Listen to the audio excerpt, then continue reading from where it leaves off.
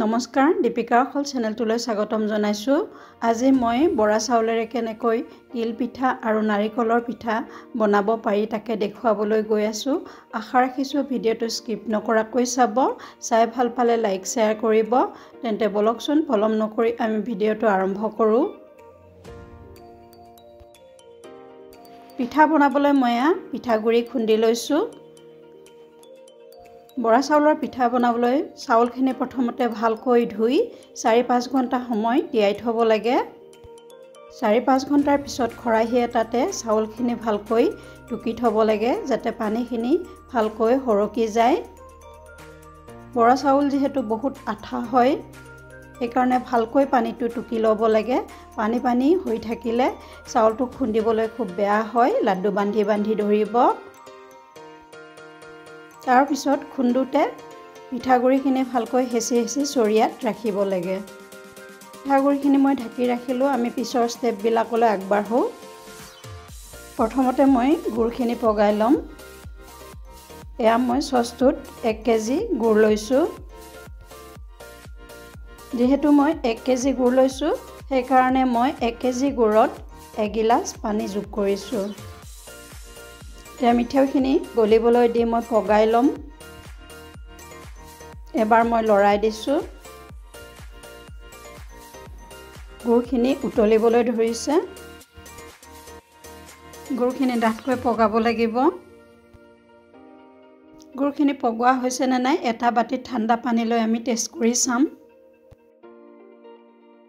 এই বাটিটোত মই অলপ পানী লৈছোঁ। পানীখিনিত মই 2 টোপালমান গুড় দিছোঁ। দেখিছেনে পানীৰ লগত গুড়খিনি মিহলি হৈ গৈছে, তাৰ মানে গুড়টো পগোৱা হোৱা নাই। যিসকলে গুড় পগাব জানে তেখেতসকলে এনেকৈ কৰচত দি চালেও হ'ব। এয়া টুপটুপকৈ পৰিছে, আঠা লাগি ধৰিব, এডাল তাঁৰৰ সৃষ্টি হ'ব। বাটিত পানী লৈ টেষ্ট কৰা প্ৰচেছটো মই নাজানাখিনিৰ কাৰণে বুজাই দিছোঁ। আকৌ এবাৰ বাটিটোত পানী লৈ দেখুৱাই দিছোঁ। এবাৰ গোট মাৰি গৈছে, দেখিছেনে পানীত দিয়াৰ লগে লগে মিঠৈখিনি গোট মাৰিছে, তাৰ মানে মোৰ মিঠৈখিনি পগোৱা হৈছে। এতিয়া মই গেছটো অফ কৰি থ'ম। এতিয়া মই তিলখিনি কেনেকৈ ভাজিব লাগে দেখুৱাই দিম। গেছ জ্বলাই মই কেৰাহী পাতি দিছোঁ। ইয়াত তিলখিনি দিছোঁ। তিলখিনি যেতিয়া হ'বলৈ হ'ব তেতিয়া তিলখিনি ফুটিবলৈ ধৰিব আৰু সুন্দৰ গোন্ধ আহিব। আৰু হাতেৰে যদি আমি মোহাৰি চাওঁ তেতিয়া তিলখিনি গুৰি হৈ যাব আৰু তেতিয়াই তিলখিনি নমাই থ'ব লাগে। তিলখিনি ফুটিবলৈও ধৰিছে আৰু সুন্দৰ গোন্ধও আহিছে। এতিয়া 2টামান তিল আঙুলিৰে মই মোহাৰি চাম। মোহাৰি দিছোঁ। তিলখিনি গুৰি হৈ গৈছে, তাৰ মানে মোৰ তিল ভাজি হৈ গৈছে। এতিয়া মই গেছটো অফ কৰি দিম। তিলখিনি মই ছেপাৰেট কৰি ৰাখিলোঁ। এতিয়া মই নাৰিকলখিনি ভাজিম। নাৰিকলখিনি শুকানকৈ ভাজি ল'ব লাগে। নাৰিকলখিনি দেখিছেনে শুকান হ'বলৈ ধৰিছে। নাৰিকলখিনি যদি ভালকৈ ভাজি লওঁ পিঠা বহু দিনলৈ সাঁচি ৰাখিব পাৰিম। আটাইখিনি যোগাৰ কৰি ল'লে পিঠা বনাবলৈ বেছি সময় নালাগিব। নাৰিকলৰ সুন্দৰ গোন্ধ আহিছে আৰু নাৰিকলখিনি ফফৰীয়া হৈছে, তাৰ মানে আমাৰ নাৰিকলখিনি ভাজি হৈ গৈছে। এতিয়া মই গেছৰ ফ্লেমটো অফ কৰি দিম। তিলখিনি মই খুন্দি ল'লোঁ। তিলখিনি মই মিক্সিত খুন্দি লৈছোঁ। একেবাৰে পাউডাৰৰ দৰে কৰি পেলোৱা নাই, অলপ দৰদৰীয়া কৰি ৰাখিছোঁ। এতিয়া মই তিলখিনিত গুড় মিঠৈ সানি ল'ম। এয়া পগাই থোৱা গুড় মিঠৈখিনি মই যোগ কৰিছোঁ। এতিয়া ভালকৈ মই মিক্স কৰি ল'ম। গুড়খিনি মোৰ মিক্স কৰি হৈ গ'ল। বহুত বেছি পনীয়া কৰিব নালাগে, পনীয়া কৰিলে পিঠাটো সেমেকি যাব। এতিয়া একেদৰে মই নাৰিকলখিনিও সানি ল'ম। পগাই থোৱা গুড়খিনি মই যোগ কৰিছোঁ। গুড়খিনি মই ভালকৈ সানি ল'ম। গুড় অলপ কম হৈছে আৰু অলপ দি দিছোঁ। গুড়খিনি মোৰ সানি হৈ গ'ল। এতিয়া পিঠা বনোৱা কামটো আৰম্ভ কৰিম। তাৱাখনতে মই পিঠাকেইটা বনাম। পিঠা বনাবলৈ মই কৰচ পাত লৈছোঁ। এই কৰচ পাতেৰে অলপ অলপ গুড়া দি পিঠাখিনি বনাই ল'ম। প্ৰথমতে তাৱাখন ভালকৈ গৰম কৰি ল'ব লাগে। তাৱা পিছল হৈ থাকিলে কেতিয়াবা পিঠা নুঠিবও পাৰে। সেইকাৰণে মই তাৱাত অলপ গুৰ মিঠৈ সানি ল'ম। গুৰ মিঠৈখিনি সানি ল'লে পিঠা উঠিবই। অলপ পিছল হৈ থাকে যে তাৱাবিলাক, সেইকাৰণে অকণমান গুৰ মিঠৈ সানি ল'ব লাগে।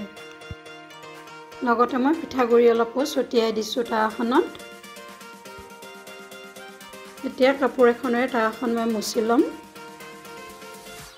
এতিয়া পিঠাগুড়ি অলপ কৰচখনত লৈ মই এনেকৈ বহলাই দিছোঁ। অকণমান লাহে লাহে হেঁচি দিছোঁ আৰু ছাইডবিলাকো অলপ ভাল কৰি দিছোঁ। এতিয়া মই নাৰিকল দিম। এয়া মই নাৰিকল দিছোঁ। মন কৰিব একেবাৰে লো ফ্লেমত ৰাখিব। এতিয়া মই লুটিয়াই দিছোঁ। পিঠাখন এনেকৈ ভাজ কৰি দিছোঁ।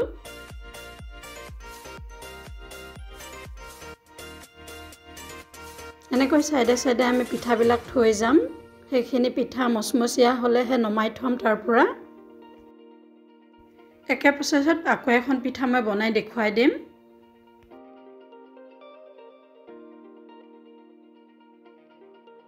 পিঠাবিলাক বনাই কেতিয়াও তাৰ পৰা নমাই থ'ব নালাগে, নহ'লে লিকতা হৈ যায় পিঠাখিনি। এয়া দেখিছেনে, আকৌ মই পকাই দিছোঁ। কিমান ধুনীয়া পিঠা হৈছে। এনেকৈ মই চাইডে চাইডে পিঠাবিলাক থৈ যাম। একে প্ৰচেছত মই আটাইবিলাক পিঠা এনেকৈ পুৰি যাম। তিল পিঠা বনোৱাৰো একে প্ৰচেছ। মাজত কেৱল তিল দিব লাগে নাৰিকলৰ সলনি। পিঠাবিলাক মাজে মাজে লুটিয়াই থাকিব লাগে। এয়া মই লুটিয়াই দিছোঁ এখন এখনকৈ। তেতিয়া পিঠি ধুনীয়াকৈ শুকান হৈ যাব। এইবাৰ মই জোনবাই আকাৰত পিঠা এখন বনাই দেখুৱাম। জোনবাইৰ দৰে পিঠা বনাবলৈ ৰাউণ্ড কৰি দিব লাগে গুড়াখিনি। একে প্ৰচেছত নাৰিকল দিছোঁ মই। এতিয়া মই জোন পিঠা বনাম। মাত্ৰ এবাৰ ভাজ দিলে হৈ যাব। এয়া মই দিছোঁ। দেখিছেনে কিমান সুন্দৰ হৈছে। এনেকৈ মোৰ আটাইখিনি পিঠা পুৰি হৈ গ'ল। দেখিছেনে পিঠাখিনি দেখিবলৈ যিমান ধুনীয়া হৈছে, খাবলৈ সিমানেই সোৱাদ হ'ব। ভিডিঅ'টো চাই কেনে পালে কমেণ্ট বক্সত কমেণ্ট কৰি জনাব। চাই ভাল পালে লাইক শ্বেয়াৰ কৰিব আৰু নতুন নতুন ভিডিঅ' পাই থাকিবলৈ চেনেলটো ছাবস্ক্ৰাইব কৰি থৈ কাষত থকা বেল আইকনটো টিপি থ'বলৈ নাপাহৰিব। ভিডিঅ'টো চোৱাৰ বাবে ধন্যবাদ।